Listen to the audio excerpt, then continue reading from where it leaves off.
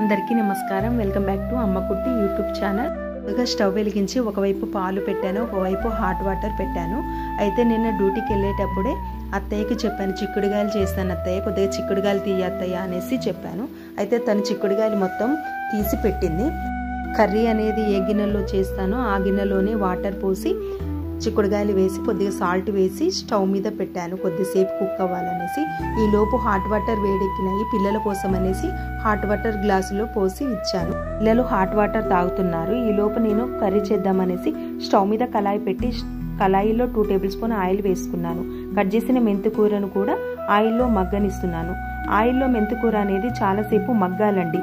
మెంతికూర మగ్గకపోతే కర్రీ అనేది మంచిగా రాదు, చేదు వచ్చేస్తుంది. కర్రీ కూడా ఎక్కువ చేదు అనిపిస్తుంది అన్నట్టు. ఆనియన్స్ కూడా వేసుకొని చాలాసేపు మగ్గనివ్వాలి. ఆనియన్స్ అనేది కూడా రెడ్ కలర్ వచ్చేంత వరకు వేగనివ్వాలి. ఆ తర్వాత కొద్దిగా పసుపు వేయాలి. ఆనియన్స్ చూడండి కొద్దిగా రెడ్ కలర్ వచ్చేసినాయి. ఆ తర్వాత జీలకర్ర వేసుకోవాలి, కొద్దిగా ఆవాలు కూడా వేసుకోవాలి.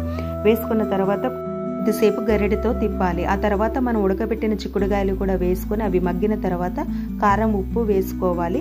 అన్నం కూడా రెడీ అయిపోయిందండి. అయితే చిక్కుడుగాయ కర్రీ కూడా రెడీ అయిపోయింది. ఈ కర్రీ వీడియో అనేది లింక్ అనేది డిస్క్రిప్షన్లో ఇచ్చాను, ఒకసారి చెక్ చేయండి. ఆ తర్వాత మా పాప ఈ కర్రీ తినదండి, అందువల్ల పాప కోసం ఎగ్ రైస్ చేశాను. ఇక్కడ మా బాబు వాళ్ళ అక్కకి షూస్కి ఫెవికిక్ పెడుతున్నాడు చూడండి. ఎప్పుడు గొడవ పెట్టుకుని అల్లరి చేసుకునే పిల్లలిద్దరు అక్క తమ్ముళ్ళ ప్రేమ చూడండి.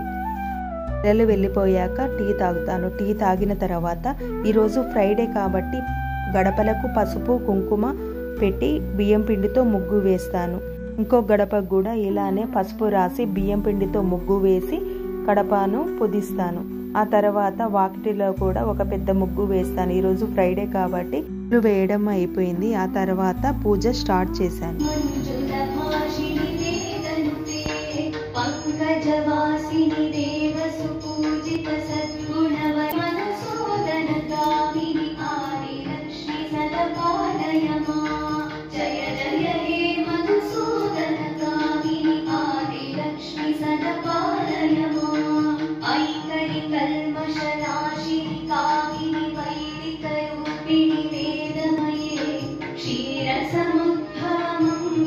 నేను రెడీ అయ్యి టిఫిన్ చేసేసరికి 9:25 అయింది. అప్పుడు నేను డ్యూటీకి బయలుదేరాను. ఎప్పుడైనా బస్సు పబ్లిక్ ఎక్కువ ఉంటే ఆటోకి వెళ్తాను, లేకపోతే బస్కే వెళ్తాను. ఈవినింగ్ 6:30 అవుతుంది. నా డ్యూటీ టైం అయిపోయింది. అయితే ఇంటికి వెళ్తున్నాను. అయితే మధ్యలో మా ఫ్రెండ్ది టైలరింగ్ షాపు ఉంది. అయితే అక్కడికి వెళ్ళాను. తను అప్పుడే వాళ్ళ అక్క అప్పలు పంపించిందంట.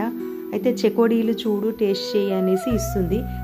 ఇప్పటికే లేట్ అయిపోయింది, వెళ్తానులే ఇంకా అని అంటుంటే తను ఒకటి తిను, టేస్ట్ చేయని అంటుంది.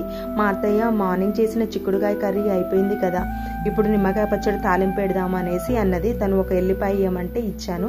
తనకి ఇచ్చేసి నేను బియ్యం కడిగి స్టవ్ మీద పెట్టాను. ఆ తర్వాత నిమ్మకాయ పచ్చడికి కావాల్సినవన్నీ రెడీ చేసి తాలింపు పెట్టాము. ఆ తర్వాత వేడి వేడి అన్నము, నిమ్మకాయ పచ్చడి. ఆ టేస్ట్ అయితే సూపర్ ఉంటుందండి. ఏ మటన్ చికెన్ కూడా అలా ఉండదండి. మా అత్తయ్య నిమ్మకాయ పచ్చడి చాలా మంచిగా పెడుతుంది. అన్ని పచ్చళ్ళు కూడా చాలా బాగా పెడుతుంది. తన ద్వారానే నేను నేర్చుకున్నాను. ఒకసారి మీకు కావాలనుకుంటే లింక్ అనేది డిస్క్రిప్షన్లో ఇచ్చాను, ఒకసారి చెక్ చేసుకోండి.